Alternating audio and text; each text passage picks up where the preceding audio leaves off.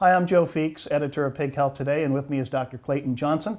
He is a swine veterinarian for Carthage Veterinary Service in Carthage, Illinois. Welcome back, Clayton. Thanks for having me, Joe. Always good to have you here. Now, we're going to talk about swine flu. Always a very complicated topic, it seems. Yep. And I think the preferred nomenclature now is influenza virus A. So I'm trying to adjust to it, but influenza virus A, I think, is what we're calling it from a flu perspective. Okay, we will keep that in mind. But if I stumble and say swine flu, please forgive me. We may have to police each other. Okay, I appreciate that. Now, normally for these flu vaccination programs, the emphasis has been on the pre-farrowing vaccines to benefit the piglets, obviously. You've been taking a closer look at vaccinating the breeding herd, which is something that I guess can be somewhat controversial. Yep, it's not a practice that's universally adopted in our industry or really even throughout the world. And it's something where we think we're kind of on the bleeding edge of innovation and practice, if you will. But you've got to be willing to try things when it comes to diseases like influenza that are important. So we do think that we're making some progress. We think that it's more than a wild guess on what we should be doing here with the vaccination program. And we think there's some good science that's helping to guide us on what decisions to make. And especially as we have better diagnostics coming available to us, better information, we think there's a way to apply it. So before we get into the details, what prompted this in the first place? Were you seeing problems in the breeding herd that you thought you could fix? Yep. Really two things with influenza. One is our clients expect us to produce a wean pig that is the right weight and is not coughing. And influenza complicates both of those things. Okay. We also want to produce the right number of pigs, and if the sow has an issue with influenza that causes her to lose her litter, causes her to not become pregnant, causes her to not consume enough feed so that our birth weights aren't appropriate, any of those things that we can see, that really goes against what we're trying to do in terms of producing a quality wean pig. So the sow can be affected during her gestation, and the piglet can be infected as well. How you manage those is different, like I said, but even within our practice, we're going to have different strategies for how we want to protect the individual piglet and then how we want to protect the sow. And what I'm going to talk about here at ASV this year is really about how we try to use a regional program to protect the sow. Yeah, and that word perked my ears. When you talk about a regional program, define for me what that means specifically. Yeah, within our practice, we work with quite a few herds that are located in the Carthage area, so west central Illinois. And that would be, for the purposes of what I'll discuss here at ASV, the region that we'll talk about. But region's a very broad term. Region could be a state, region could be a neighborhood, it could be a county. Much like the PERS area regional control projects, there's not a set, well, it's this size of box, and you overlay that over the map and that's your region. Region can be defined, and it's really a population of pigs that we think are likely to share influenza viruses. And what really drives that? I mean, why would it vary from region to region? I know that there are different mutations of the swine flu virus out there, but what does the region have to do with that? Well, it all comes down to getting the right antigen in your vaccine. And to know that, you've got to know what influenza viruses are circulating in your region. And so what drives a common set of influenza viruses? It can be the pigs themselves, right? The sow farm is producing wean pigs. Those pigs are being raised off-site in most locations today. And so where those wean pigs go can be highly variable. But if those pigs are moving to a new region, they may be bringing some influenza virus with them. And then there's also shared, we call them risk factors from a biosecurity standpoint, transportation, people, really any fomites that can travel from farm to farm we would get concerned about. But so anything that connects the pigs from a flu virus perspective, and that can be pigs or that can be biosecurity risk factors, helps to define the parameters of your region, so to say. So tell me about your study. Well, I'd say it's more practice than a study, to be honest with you. I had a good boss who would always remind me, remember, veterinarians, they call it practice for a reason, right? Because there are times where we don't have the perfect information to make a decision on how we're going to manage the health of a certain disease. And no different than how the CDC looks at how can we manage a good vaccine program for people. Well, I think this is going to be the right thing to do, and I reserve the right to get smarter next year. And sometimes we're pretty good, and sometimes we're not very good. We have the same challenges in veterinary medicine. So with influenza in pigs specifically and trying to protect the sow, I'm going to talk about how we go about characterizing the influenza strains that are in our region, right? So what is the region? How do we find the influenza strains? And then once we find them, how do we characterize them? How do we get them into some sort of an objective categorization program so I can say, here are the viruses or the family of influenza viruses that are circulating within that region? And then how do we use further diagnostics to try and pick out if I'm going to make a vaccination decision, whether to use commercial or an autogenous vaccine, how am I going to select the antigens to go into that vaccine? They're going to provide the most amount of cross protection and most broadly protect the population I'm trying to vaccinate. Now, I know that there are several reference tools that are available. I think Iowa State and University of Minnesota has one. How are those tools being used in your practice? We would use those really for context. So we do a lot of work within our practice to identify the actual influenza viruses that are on our farm. So diagnostic steps within our pigs to understand what are the specific strains we have.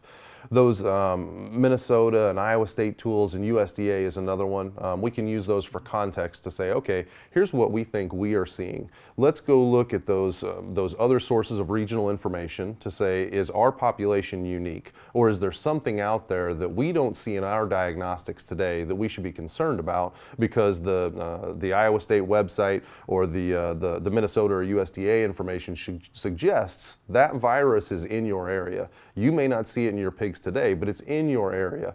And as we know with influenza viruses, if it's in your area, you will likely see it at some point in time. So it's good context for us. It gives us more of a broad perspective outside of just the herds that we manage and the herds that we provide veterinary services for. Walk me through the protocol that you would use. I mean, once you've identified which types, or would that be the correct word? Correct. The types of flu that you need to target in the breeding herd. Walk me through the vaccination protocol. So what we do today is we do a mass vaccination of the breeding herd, and we do that 3 times a year. We try to target specific seasons in which we think are the highest risk for influenza. Now, unfortunately, we don't see the classic influenza seasons like we think of them. We see influenza's risk throughout the year. But we do target the fall, the winter, and the spring as times where we're going to do the mass vaccination, and we're going to apply the mass vaccination across all of our herds at roughly the same time. So all sows, all gilts? Correct. Correct. We'll go through and we will vaccinate everybody on the farm at the same time, trying to raise up the antibody levels all at the same time and prepare for any new influenza virus introductions that could happen. In the meantime, in between those vaccinations, we'll vaccinate new animals that are coming into the herd, so specifically gilts. The gilts will be vaccinated as part of their pre-breeding vaccination program, but really it's the mass vaccination that we try to target to minimize the impact of any new influenza viruses that come into the herd. Now, you mentioned both commercial and autogenous vaccines. How do you decide which tool to use? We really use the sequences as a first step.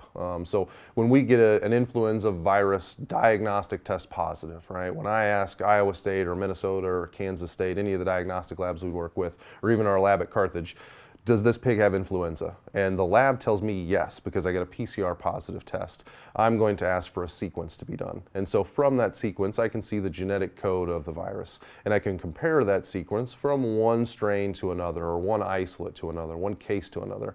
And I get a percent homology. And that just tells me how much the 2 viruses mimic each other.